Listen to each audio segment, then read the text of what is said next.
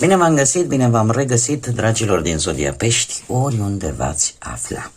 Bine ați venit tuturor pe canalul meu, Tarot Flori de Loto. Eu sunt Nina, pentru cei care nu mă cunosc și ca de fiecare dată mă bucur să vă am alături atât pe dragii mei abonați, cum de asemenea și pe toți cei care poate sunteți pentru prima oară aici pe canal. Azi voi face o lectură atemporală, fără limită de timp, o lectură pe care voi să o puteți urmări oricând doriți sau atunci când apare în viața voastră. Desigur, dragilor, nu uitați, este totuși o lectură generală. Voi sunteți stăpânii propriei voastre vieți în urma și voi vă construiți viitorul în urma alegerilor și deciziilor pe care voi le luați. Fiind o lectură generală, vă rog să luați decât acele mesaje care vor rezona cu voi, restul lăsați-le să zboare în univers, pentru că sigur sunt pentru alte energii care într-o mai mică sau mai mare măsură au o legătură cu Zodia Pești.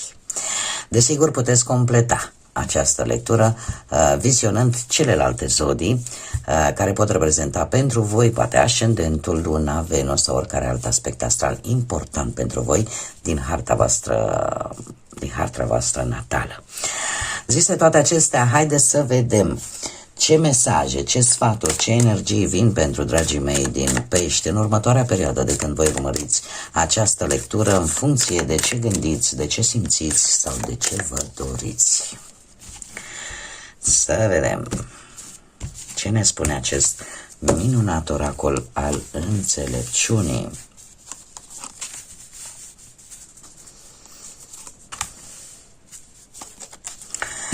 Foarte interesant, dragii mei, sunteți în primul și în primul rând, haideți să vedem numerele 28, 35, 38, 10, 8 și 11. Se repetă foarte mult cifra 8, cifra 8 care ne vorbește de o reușită, de o putere, de o ambiție, de posibilitatea de a alege, de a folosi liberul arbitru și de o schimbare destul de importantă care poate să fie benefică pentru voi în această perioadă. Revenind la mesajul cărților, se pare că ați construit ceva solid, că este un job, că este o situație financiară, că este o relație sau pur și simplu ceva este solid în viața voastră și asta nu ați făcut-o singuri, asta ați făcut-o poate alături de o energie care vă este fidelă sau în care a existat încrederea, cel puțin a fidelității unul față de celălalt, mai ales pe partea asta sentimentală, dar în general a fost ceva construit alături de altă energie. Acum, perioada imediat următoare, se pare că veți fi puși în ipostaza de a face ceea ce este drept, a face ceea ce este corect și vis-a-vis de o situație care, paradoxal cumva, implică și cealaltă energie, dar în care vi se cere, domne, trebuie să fac ceea ce este corect să fac. Ori e posibil ca această conexiune, această stabilitate pe care voi ați construit-o să fie un pic zdruncinată, ca să zic așa, de anumite rezultate sau anumite mici conflicte care eu aș zice că există șansa cumva să se rezolve. Da? Dar trebuie să se facă ceea ce este corect și ceea ce este onest, cinstit. Haideți să vedem ce ne spune tarotul. Ce mesaje, sfaturi, energii vin pentru dragii mei din Pești în următoarea perioadă de când urmăresc această lectură, în funcție de ce gândesc, ce simt, ce își doresc, ce vine pentru dragii mei din Pești. Haideți să vedem.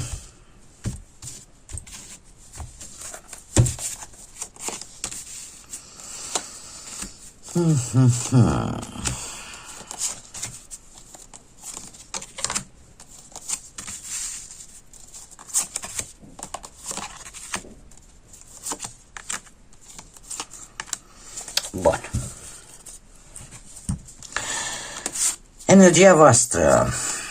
Energia voastră este o energie a împărătesei. Nu știu dacă unii dintre voi aveți un ascendent în Taur sau are legătură, poate, această zodie într-un fel sau altul cu energia pe care voi aveți în acest moment. Ce îmi spune acest lucru? Îmi spune că sunteți foarte mult taxați pe latura voastră feminină, indiferent că sunteți domn, doamne, sunteți mult mai, cum să spun, mai familiști, o gândire mai familistă, sunteți mult mai atașați de anumite principii morale importante. Poate că sunteți mult mai atenți la felul în care vă arătați, la acele lucruri, nu știu, la aspectul vostru fizic, la ideea poate de a deveni părinți, de ce nu, pentru unii dintre voi. Și această energie nu este o energie rea, este o energie destul de bună. Și poate că v-ați construit deja un anumit deziderat, un anumit plan. Dom'le, vreau să am un copil, de exemplu, sau vreau să-mi îmbunătățesc cu tare lucru, vreau să-mi schimb coafura, vreau să schimb garderoba, vreau să fac ceva pentru mine, ca autoestima mea să fie un pic mai bună. Ceea ce nu este rău deloc. Ce vă poate bloca, pe ce să vă autoblocați singur, nu trebuie să vă blocheze nimeni pe voi. Aveți acest talent, din păcate, câteodată să vă blocați singurei. Ce vă poate bloca? Avem spânzurat, un autoblocaj. Un autoblocaj în care parcă tot amâni aceste lucruri. Din diferite motive. Stai așa un pic că nu văd pădurea de copaci. Și va fi, până nu veți ieși, să priviți acest aspect dintr-o altă perspectivă, să vă îndepărtați. Bun, nu vezi pădurea de copaci? Îndepărtează-te până când poți cuprinde toată pădurea cu ochii. Un moment în care, chiar dacă vă autoblocați sau chiar dacă luați o mică pauză, ar fi bine totuși să profitați de ea și să vedeți, de fapt, unde ar trebui să mai lucrați. Și să vedeți, de fapt, ce vă împiedică să faceți toate aceste lucruri. Să aveți o mai bună impresie vis-a-vis de voi înșivă. Să faceți ceva pentru voi. Haideți să vedem, pentru a înțelege prezentul, hai să ne uităm, să aruncăm o privire către trecutul îndepărtat și avem un nou debute. Se pare că lucrurile acestea provin oarecum din teama care v-a creat o situație din trecutul îndepărtat. Mare atenție, nu recent, trecutul foarte îndepărtat, în care de fiecare dată, poate când ziceați, gata, uite, acum rezolv, îmi iese extraordinar, de fiecare dată când se întâmpla acest lucru, mereu apărea câte o piedică, mereu apărea câte o nouă provocare, care efectiv nu făcea altceva decât ori să te întârzie, ori pur și simplu să nu ducă nicăieri, să-ți oprească, ca să zic așa, zborul. Da? Și atunci toate aceste lucruri, la un moment dat, e posibil să se fi întâmplat decât o singură dată, dar e de ajuns, pentru că în momentul în care muncești, consumi energie, consumi timp, pe indiferent ce, da? Poate să aibă legătură cu viața voastră profesională, cu banii, cu relațiile tale, și în momentul în care, exact când să pui mâna pe clanță, să deschizi ușa și să mergi înainte, să te bucuri de ceea ce ai realizat, mereu apărea câte ceva care te dădea cumva un pas înapoi. Iar lucrul ăsta la un moment dat te marchează, mai ales dacă e vorba de ceva important. Totuși, în trecutul recent, mai actual, așa, mai aproape de voi, avem îndrăgostiții. Nu știu, zodia Gemeni, dacă vă spune ceva. Cert este că ați avut de luat o decizie importantă, care implica, involuntar, implica și un compromis important. Și acea dispunere la schimbare. A fost o decizie importantă de luat între două persoane, între două relații, între două situații, da? Pe care voi a trebuit să o luați și care poate că ați luat-o mai mult îndemnați de inimă, de ce v-a spus vouă sufletul și nu neapărat de ce vă spunea rațiunea, realismul problemei. Prezentul pentru voi este unul destul de tumultos în această perioadă. De ce? Pentru că au apărut schimbări neprevăzute, au apărut lucruri care v-au dat peste cap lumea. Lucruri care poate la un moment dat ați știut că se vor întâmpla. dar n-ați schimbat nimic, poate din N motive, din teamă, din idei preconcepute, idei pe care vi le-ați format voi acolo în căpușorul vostru. Cert este că în acest moment, cu acest turn, voi traversați o perioadă destul de zbuciumată, pentru că ceva v-a dat lucrurile peste cap la complet. Haideți să vedem cu ce vine viitorul apropiat. Ce vine pentru voi cu acest rege de cupe, dragilor? Tot ceea ce s-a întâmplat, așa, luate la pachet, trecutul îndepărtat cu trecutul prezent, cu trecutul apropiat, cu prezentul pe care îl trăiți, dragilor, pe voi vă va face să, cum să spun eu, paradoxal. Probabil că mulți ar zice, domne, păi eu mă apucam, dădeam de pereți cu toată situația, eram super nervos, sau super nervoasă. Și, dar pe voi lucrurile astea parcă v-a făcut să fiți mult mai diplomați. Să fiți mult mai diplomați și să încercați cumva să vă mențineți calmul, măsura și înțelegerea în același timp. Dar a fost ca o lecție importantă pentru voi, pentru că v-ați dat seama că deciziile tale pe viitor vor trebui totuși filtrate și prin rațiune și prin logică și să nu vă lăsați mereu ghidați decât de ce vă spune inima și de ce vă spune sufletul. Dar trebuie să căpătați această înțelepciune cumva. Dacă nu sunteți voi, e posibil să existe persoane în viața voastră care să aibă legătură cu zodiile de apă, rac, pești sau scorpion, care să încerce oarecum să-ți arate înțelegere, să-ți arate blândețe și să te ajute oarecum în rezolvarea unor conflicte, în rezolvarea unor situații care pe tine te macină. Acum, ce poți învăța din toate aceste lucruri? Și avem magicianul, poți învăța că dispui de tot ceea ce trebuiești, ai toate abilitățile și capabilitatea de, cum să spun eu, de a face față lucrurilor. Că poți manipula într-un mod pozitiv, mare atenție, lucrurile să fie un pic și în favoarea voastră. Cum de asemenea ai învățat poate că, de asta spun că manipularea asta nu e numai într-un sens negativ, da? Poate să fie într-un sens pozitiv, dar și într-un sens negativ și poți să spui, da, am învățat că și dacă manipulezi anumite situații sau anumiți oameni, lucrul ăsta îți poate cauza efecte pozitive, dar îți poate cauza de asemenea și efecte negative. Dacă tu te lași manipula de către ceilalți sau dacă tu manipulezi lucrurile în așa fel încât poți afecta pe alții în primul rând și mai târziu te vor afecta și pe tine. Asta probabil că e o lecție importantă. De asemenea, avem care sunt speranțele, care sunt temerile tale.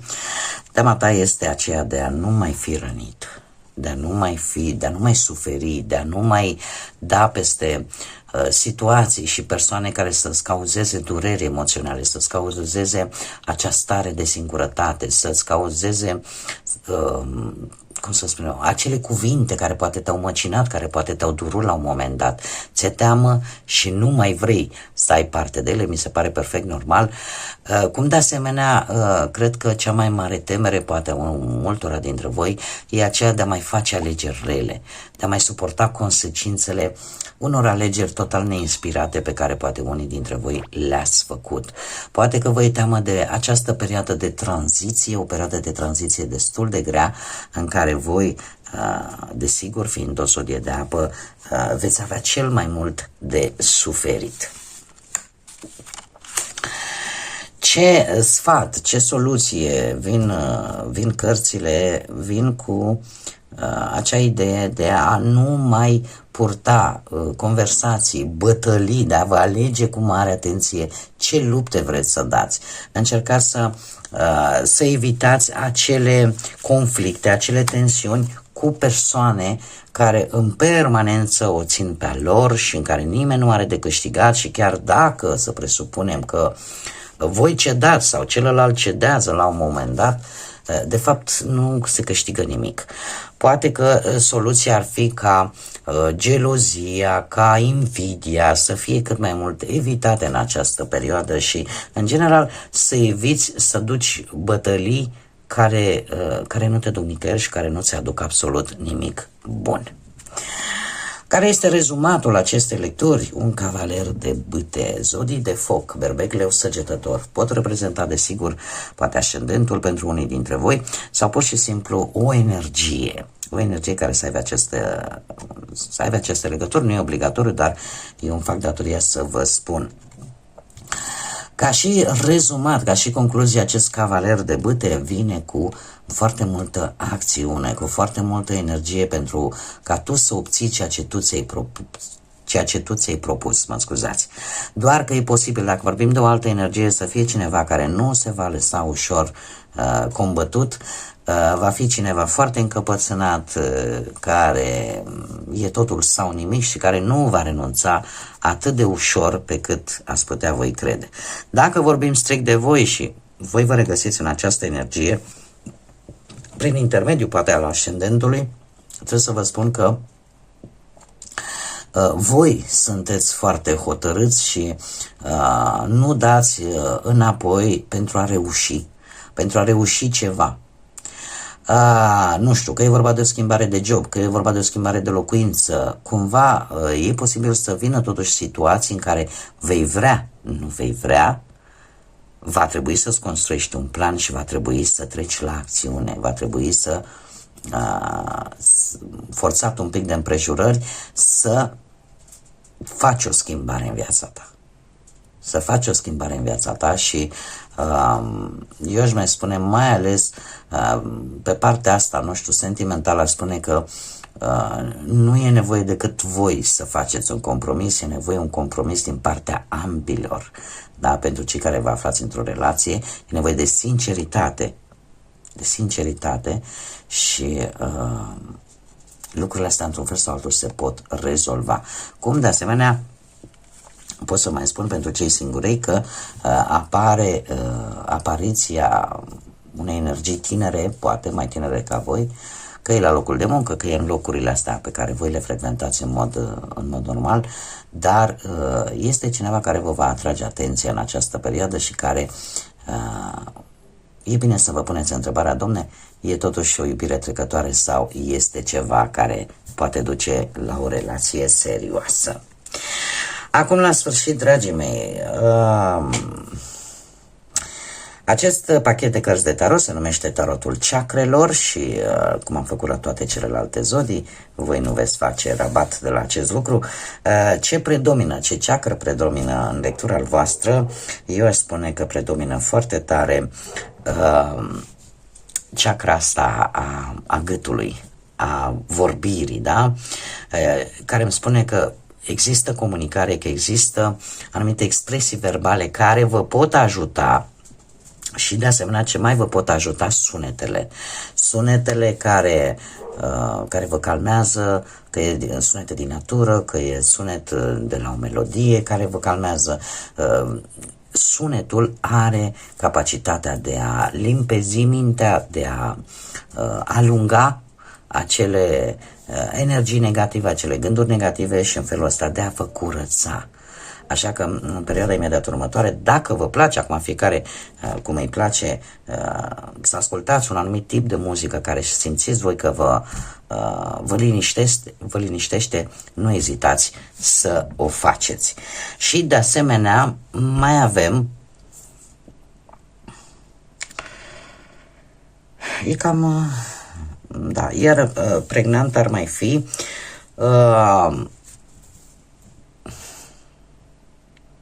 chakra plexului solar, care ne vorbește de putere personală și de verbul a putea, de acea autoestimă de care voi aveți nevoie, de acea părere despre voi înșivă, pe care dacă e rău dacă nu o ai deloc, e rău dacă o ai prea mult, pentru că poți da narcisism. dar atâta timp cât este echilibrată, ea este benefică pentru voi. Da? Această părere despre voi, autoestimă, putere personală. Și, desigur, mai avem și chakra sacrală, cea din zona umbilicală, care ne vorbește de creativitate, de pasiune, de senzualitate, de sexualitate și de verbul a simți. Sunteți dornici să simțiți lucruri noi, să aveți parte de pasiune, să aveți parte de acele lucruri care vă fac plăcere.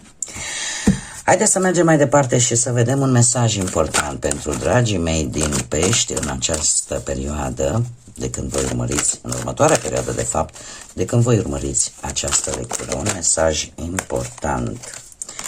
Și avem numărul 26 și numărul 8. Deci, ca să vedeți că încă o dată se repetă acest număr 8, care ne vorbește de o lună în creștere și de acea, cum să spun eu, a te preda sau a lăsa oarecum, nici nu știu cum aș putea să-l traduc, a te lăsa purtat, mai bine zis, de a lăsa de fapt, de a lăsa ce nu-ți mai este de folos în urmă, de a lăsa un pic încăpățânarea, dacă ea există, un pic mai mult decât ar trebui.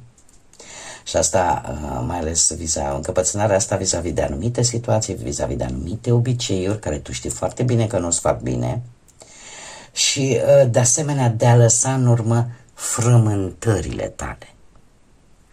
De a lăsa în urmă frământările tale și a te deschide către lucruri mai pozitive. Știți cum e că grijă avem în fiecare zi. Avem grija zilei de mâine, mai ales noi muritorii ăștia de rând care nu avem ce au alții, da, și care nu își fac griji pentru ziua de mâine. Dar dacă ar fi să facem așa în fiecare zi, atunci când am mai avea timp să ne bucurăm de viață? Că de fapt și de drept, noi când am venit pe această lume, Dumnezeu a spus, ne-a dat un scop, de-aia ne-a dat acest liber arbitru, să ne bucurăm de viață, să o trăim, numai că noi de multe ori uităm acest lucru. Și ne lăsăm purtați de griji, de problemele zilnice, de acest robotism, automatism în care am intrat, în care știm, ne sculăm de dimineață, facem aia, mergem pe aia, venim acasă, că e la muncă, că e pe unde e, avem grijă de copii sau indiferent fiecare ce are le facem aproape ca un robot. Aproape că nici măcar nu mai e nevoie de inteligența asta artificială sau de roboței, pentru că noi ne-am transformat în unii. Și atunci, care este ideea? De a încerca pe cât se poate și pe cât posibil, totuși să ne mai aducem aminte că viața totuși merită și trăită. Și trebuie să ne bucurăm de acele mici lucruri pe care le avem și care de multe ori nu le dăm importanță. Nu știu cum ar fi faptul, pentru cei care au copii, faptul că te bucuri că îl vezi pe cel mic că râde la o glumă sau că desenează nu știu ce desen haios sau, nu știu, lucruri, eu dau exemplu așa ce îmi vin mie în cap acum, dar sunt lucruri foarte simple de care ne putem bucura. Ne putem bucura, nu știu, dacă trăim la țară, să ieșim seara. Eu, de exemplu, am o plăcere fantastică, mi-aduce aminte de copilărie, când la părinții mei, toamna, de exemplu, când se strângeau frunzele și se dădea foc și era mirosul ăla de fum, de frunză uscată și, efectiv, de câte ori îl simt și în ziua de azi, după foarte mulți ani, îmi revin în cap acele momente din copilăria mea. Deci sunt lucruri care nu costă absolut nimic. Am dat un exemplu. Așa că bucurați-vă, dragilor, de ele, pentru că oricum viața, știți, vedeți bine că e într-o permanentă schimbare. Și e bine să nu uităm de aceste mici lucruri simple, dar care de fapt sunt atât de importante, cel puțin în anumite momente. Bun, dragii mei, cam atât am avut pentru voi cu această lectură. Eu vă mulțumesc pentru prezență, mulțumesc desigur tuturor celor care, ca de fiecare dată, sunteți alături de mine, sunteți alături de acest proiect minunat numit Tarot Flori de Loto prin intermediul like-urilor, comentariilor, distribuirilor și a faptului că vă abonați. Invit pe toți cei care ați rezonat, care v-a plăcut, care simțiți că rezonați cu ceea ce fac eu aici și cu modul în care fac eu aceste lecturi, nu ezitați, abonați-vă, toate aceste lucruri sunt gratuite, nu costă absolut nimic decât bunăvoință și plăcere, desigur, și de asemenea puteți activa clopoțelul acela care în momentul în care eu public noi lecturi, YouTube-ul vă trimite o notificare și în acest fel voi sunteți înștiințați că s-au publicat lecturi noi. Până data viitoare, când ne vom reîntâlni la o nouă lectură, eu vă doresc tot binele din lume, să fie o perioadă în care să vă regăsiți pe voi, să vă regăsiți acea bucurie de a trăi și de a merge înainte. Așa că până data viitoare, numai bine, multă energie pozitivă și, desigur, să fiți iubiți, dragilor!